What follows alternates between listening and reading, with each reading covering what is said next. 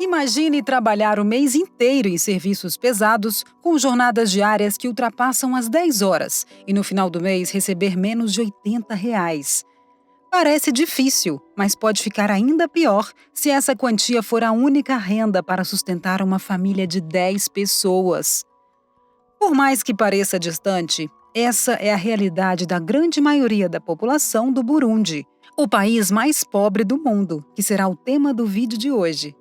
Então, se você quiser saber mais sobre esse país, como ele chegou nessa situação e as suas perspectivas, preste atenção nesse vídeo, porque hoje nós vamos ampliar o nosso conhecimento global sobre o Burundi. Apontar apenas um culpado pela situação lastimável do Burundi é uma tarefa impossível, pois são vários os fatores, desde geográficos, políticos e até ambientais, que levaram o país a ocupar a posição de país mais pobre do mundo. Ao mesmo tempo que é um dos menores países do continente africano, Burundi é também um dos mais densamente habitados. São quase 12 milhões de habitantes confinados em um pequeno território cheio de montanhas e sem acesso ao mar. Cerca de 90% da população se dedica à agricultura, o que poderia indicar que esse é um importante setor econômico do país. Porém, a realidade é diferente. A maioria dos agricultores burundeses se dedicam à agricultura de subsistência, com técnicas arcaicas de cultivo e baixo grau de tecnologia nas lavouras, o que reduz a produtividade e faz com que muitas famílias consigam apenas produzir o mínimo possível para a sobrevivência de seus membros.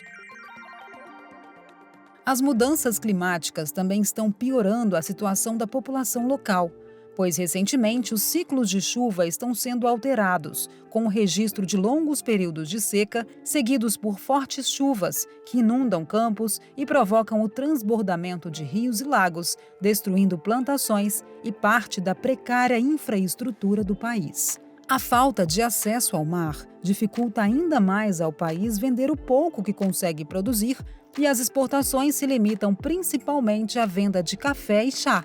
Por serem tão dependentes da agricultura nessas condições, cerca de 70% da população vive abaixo da linha da pobreza, sobrevivendo com menos de $1,90 por dia. Essa situação leva muitos moradores a aceitarem trabalhos que exigem grandes esforços físicos e muitas vezes arriscando a própria vida na tentativa de conseguir um pouco de dinheiro. Esse é o caso das pessoas que realizam o transporte de mercadorias com bicicletas. Com a falta de infraestrutura e recursos, o setor de transportes do Burundi também é atrasado. E por isso, para quem tem bicicleta, não falta emprego. Diariamente, milhares de trabalhadores se arriscam pelas estradas do país, transportando todo tipo de mercadorias em rotas que podem ultrapassar 30 quilômetros de distância. Entre esses trabalhadores, um grupo ficou conhecido como bananas kamikazes, por levarem entre 100 e 150 quilos de bananas em uma bicicleta e descerem as ladeiras em altas velocidades, passando perto de carros e caminhões. A bicicleta é utilizada para o transporte de qualquer mercadoria e também de passageiros, já que no país o serviço de bicitaxi foi legalizado e diariamente são realizadas entre 100 e 200 mil viagens apenas em Bujumbura, uma das capitais do país. Sim, Burundi possui 2 capitais e logo falaremos mais sobre elas. A utilização de bicicletas para transporte no país é tão grande que em 2013 o governo regulamentou a profissão, o que gerou críticas, pois, segundo o sindicato da categoria, a medida serviu apenas para a cobrança de impostos dos trabalhadores sem nenhuma melhoria. Diante do perigo e das mortes provocadas, o governo restringiu em março deste ano a circulação da bicitaxi na região central de Bujumbura, mas na periferia e no interior continua tudo igual. E já que falamos de Bujumbura, vamos conhecer um pouco mais sobre essa cidade que é a principal do país e até bem pouco tempo atrás era também a capital nacional. A cidade concentra aproximadamente 10% da população do país e é também a região mais desenvolvida. Das cerca de 3 mil empresas que existem em Burundi, aproximadamente 80% estão em Bujumbura. Entre elas estão as fábricas de cimento, sabão e algumas indústrias têxteis, além das que processam o chá e o café.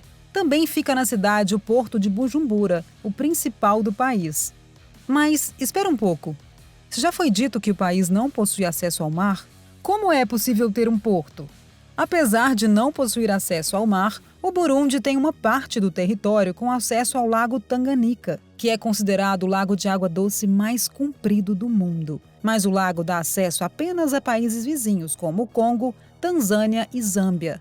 Para enviar mercadorias para países de outras partes, é preciso percorrer mais de 1.500 quilômetros em rodovias que passam por Tanzânia e Quênia, até chegar ao porto de Mombasa. Em 2018, o governo transferiu as funções de capital política para Gitega e Bujumbura se tornou apenas a capital administrativa do país. Pelo apresentado a respeito da maior cidade do país, é de se imaginar que as condições de vida são melhores nas cidades do que nas áreas rurais. E realmente são. De acordo com estudos elaborados pelo Instituto de Estatísticas e Estudos Econômicos do Burundi, praticamente a metade da população local vive abaixo da linha de pobreza e a falta de recursos atinge em maior grau a população rural. De acordo com os dados divulgados, 56,7% da população rural vive abaixo da linha de pobreza, enquanto nas cidades o percentual é de 22,5%. Diferentemente do Banco Mundial, o Instituto considera que vive abaixo da linha da pobreza qualquer adulto que disponha de menos de 1.580 francos burundianos, o que equivale, no momento da elaboração desse vídeo, a aproximadamente R$ 4. A pobreza pode ser sentida pela população de várias maneiras, como a falta de acesso a serviços básicos, como eletricidade e água encanada, até a insegurança alimentar. Metade das crianças do país sofrem de desnutrição e em 40% das famílias, pelo menos um membro passa o dia inteiro sem comer por falta de alimentos. Os fatores que levam à pobreza extrema, como já dissemos, são vários. Além das questões naturais, a falta de educação da população impede o desenvolvimento do país e a melhora das condições de vida. Aproximadamente 1/3 da população burundesa é analfabeta, o que impede acesso a informações importantes, tanto de aspectos do país e habilidades que poderiam melhorar a produtividade do país. Nas últimas décadas, o governo investiu na universalização do ensino, e o país atingiu altas taxas de matrículas, porém, devido à necessidade de trabalhar para ajudar no orçamento familiar, muitos alunos acabam abandonando a escola. Os problemas de saúde também contribuem para o aumento e manutenção da pobreza. O país sofre com várias doenças, entre elas a malária e a AIDS. As doenças prejudicam ainda mais as famílias, que além de possuírem poucos recursos, perdem receitas quando seus membros ficam doentes ou falecem. E quando as doenças se espalham, o governo é obrigado a cortar gastos de outras áreas para comprar remédios ou contar com ajuda internacional para tratar a população. A corrupção, como já é de se imaginar, também contribuiu para a péssima situação do Burundi. O país ocupa as últimas posições do ranking de corrupção elaborado pela Transparência Internacional. E o fato de ter parte dos poucos recursos desviados reduz ainda mais os serviços prestados e as oportunidades de melhora de vida da população. Questões históricas também não podem ser descartadas, pois apesar de ser um país jovem, com apenas 60 anos, o passado colonial, quando o país esteve inicialmente sob domínio alemão e após a Primeira Guerra Mundial, quando o controle passou para a Bélgica, deixa marcas na sociedade que atrapalham o país até hoje. Durante séculos, a região era habitada por 3 grupos, os Tuá, os Hutus e os Tutsis, sendo cerca de 85% da população composta por Hutus, 14% Tutsis e apenas 1% Tuá. Os 2 grupos principais viviam em harmonia, e muitos especialistas afirmam que são o mesmo povo, porém divididos socialmente. Enquanto os Tutsis se dedicavam à criação de gado e ovelha e eram mais ricos, os Hutus eram agricultores e formavam as classes mais pobres. Porém, apesar das diferenças sociais, a convivência era boa. E, inclusive, existiam casamentos entre os 2 grupos. Entretanto, para facilitar o controle da região, os belgas consideraram os 2 grupos como 2 raças e deram poder aos Tutsis, alegando que eram superiores por possuírem traços europeus. A divisão étnica permaneceu mesmo após a independência do país, causando milhares de mortes e 2 genocídios. O país também viveu grande parte de seu período independente, mergulhado em guerras civis com os dois grupos tentando controlar o país e aniquilar os rivais.